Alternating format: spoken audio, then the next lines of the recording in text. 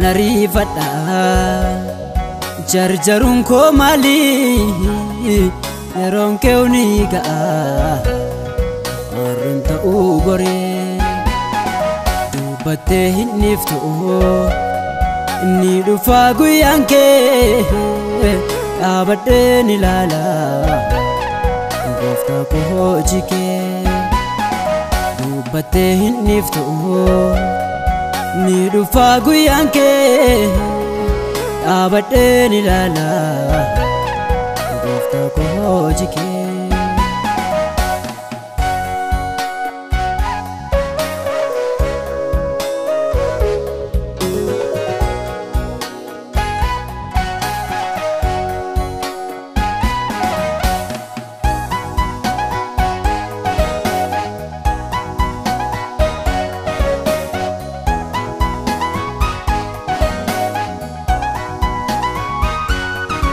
Anabdina giddut guyyaat murteessitu ni dhufa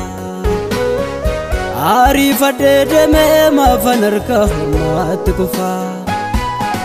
Takkumaan socho'uu ture maanseegaa guyyaa kee Asiifachiin jedhu dhaabadheen ilaala murtoo kee Takkumaan socho'uu dhaabadheen seegaa guyyaa kee Asiifachiin jedhu dhaabadheen ilaala murtoo kee Maafana rifadha jarjarun ko mali yeroon kee ni ga'a warreen ta'uu goree dubbattee hin niftu inni dhufaa guyyaan kee dhaabadheen ilaala gooftaa koo hojii kee dubbattee hin niftu ni dhufaa guyyaan kee dhaabadheen ilaala gooftaa koo hojii kee.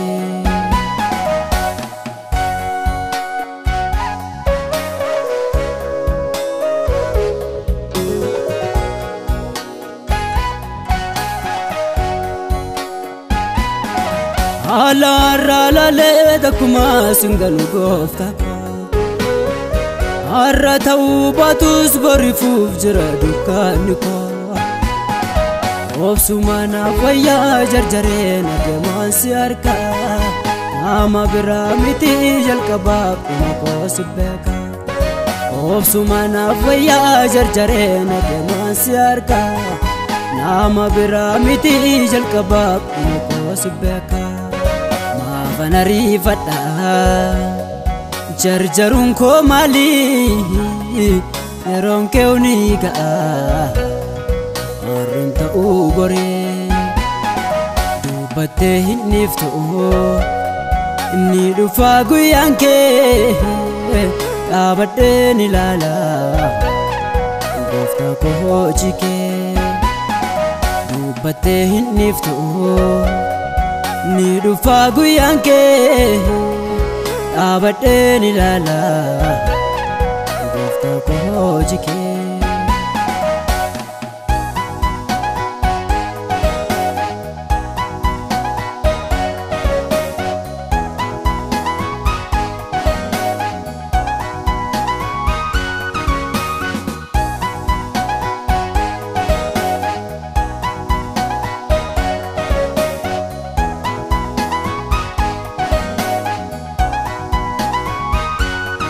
Gaara kee ilaalee kan yeella'een jiru